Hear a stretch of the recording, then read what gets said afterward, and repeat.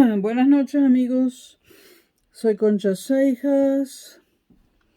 Hoy es jueves 11 de noviembre de 2021 y en la ciudad de Madrid, donde me encuentro, son las 20:37, es decir, las 8:37 p.m.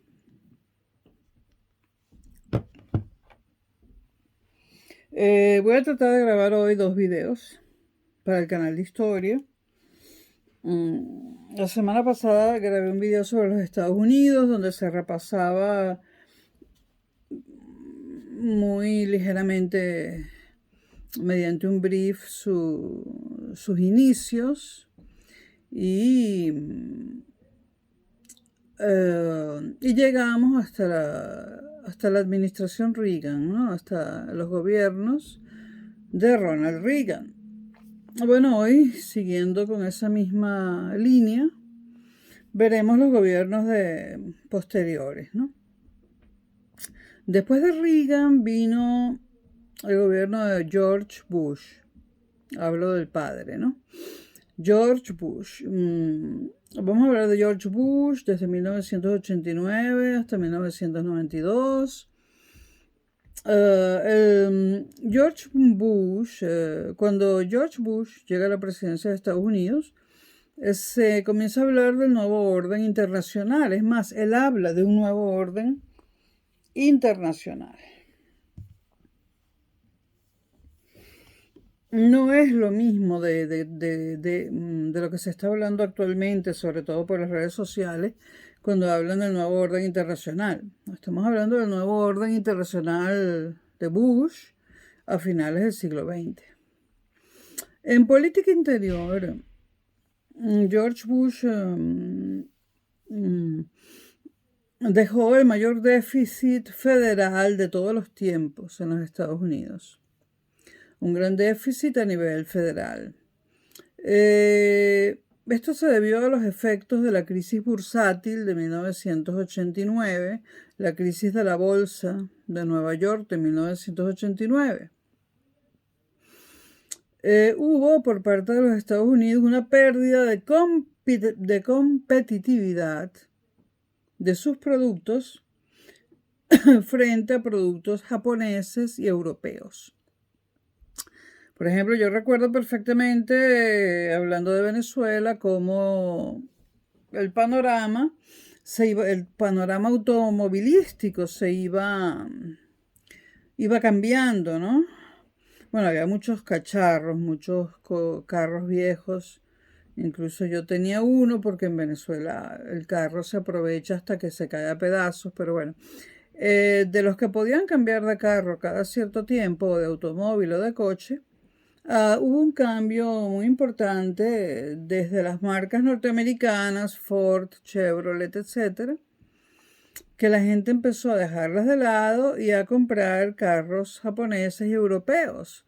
Quizás de los japoneses el mayor éxito fue el Toyota en todas sus versiones, camioneta, carro, etc. Y los carros europeos, pues empezamos a ver BMW, como se dice en Venezuela, y otros. O sea, el mismísimo norteamericano empezó a comprar coches japoneses y europeos en lugar de coches norteamericanos. ¿Por qué? Bueno, en el caso de los automóviles, una de las grandes ventajas en ese momento de los coches japoneses y europeos era el sistema de frenado, ¿no? En un Ford o un Chevrolet, un Chrysler, para quienes tienen mi edad, pues, si tú tenías que frenar de repente, pues te ibas a la mierda, o sea, te morías. Yo tenía un Mustang 65 repotenciado y bueno, si tenía que frenar de repente, pues el coche se iba para todos lados y se podía incluso volcar. Eran problemáticos en las curvas los coches norteamericanos de aquella época. En las curvas o disminuías la velocidad antes de llegar a la curva o te podías también el coche, el carro podía patinar y te sacaba fuera de la curva debido a la fuerza centrífuga, ¿no? Em, eh, los sistemas de freno y de agarre en las curvas europeos y japoneses eran 10.000 veces mejor, ¿no? Me acuerdo yo de un eslogan que tuvo la Volkswagen cuando yo era adolescente. El eslogan decía, el carro o el coche come curvas. Se referían al escarabajo, como lo llamábamos en Venezuela, el modelo más simple del Volkswagen. Eh, y bueno, tenía siempre una pegatina. Uy, no, como que me está dando gripe, esto no puede ser. Y tenía siempre una pegatina. Me estoy empezando a sentir mal. Hay una gripe que la tiene casi todo el mundo. Espero que no me dé. Bueno, y bueno, tenía una calcomanía, una pegatina, el modelo escarabajo que decía el come curvas. Es decir, que si tú ibas en un escarabajo, en un Volkswagen modelo escarabajo, pues no te ibas a salir de la curva, porque tenía agarre en las curvas, por decirlo de forma coloquial. Este era el gran problema de los carros norteamericanos y también tenían grandes problemas con los trenes delanteros. La gente se volcó hacia los coches europeos más pequeños pero más seguros. El principal motivo fue la seguridad.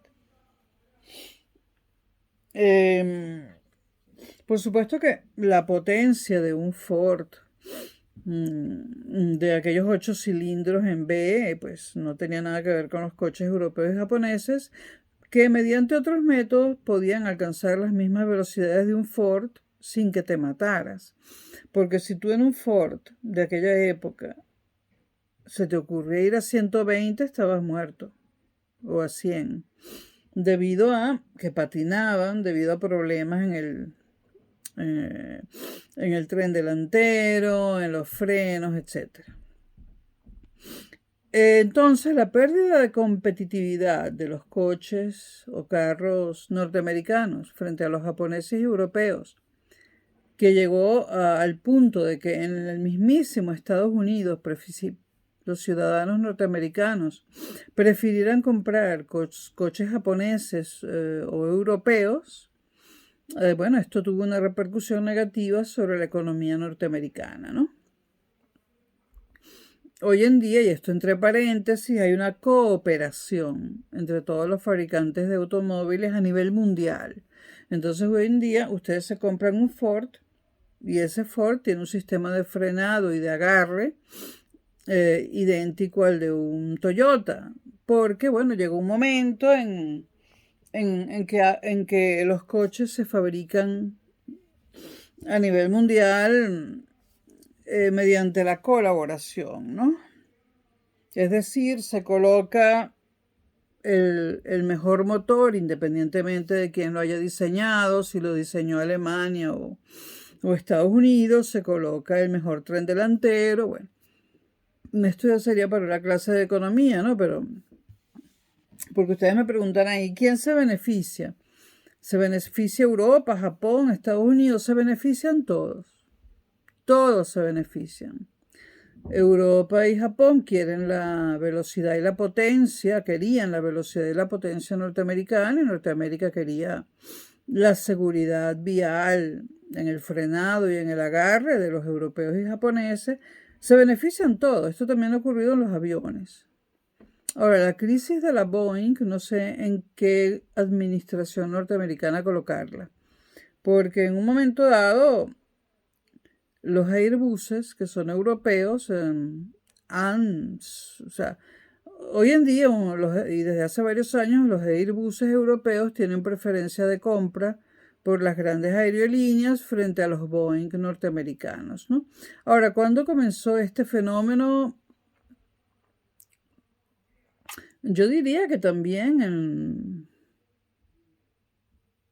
bueno, yo diría que este fenómeno comenzó, estoy pensando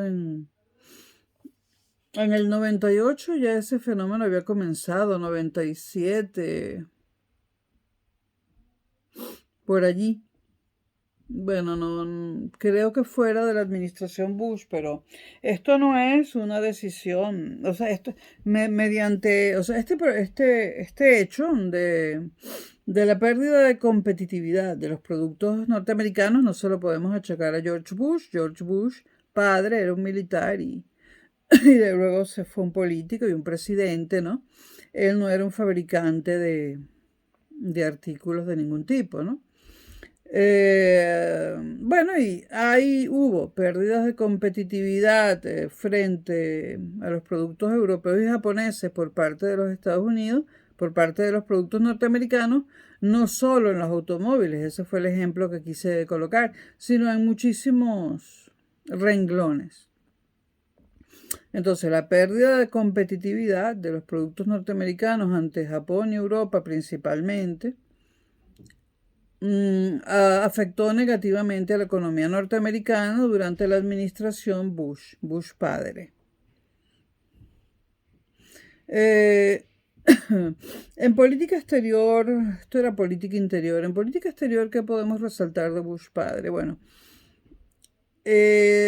algunos europeos dicen que Bush padre tenía el complejo de hiperpotencia.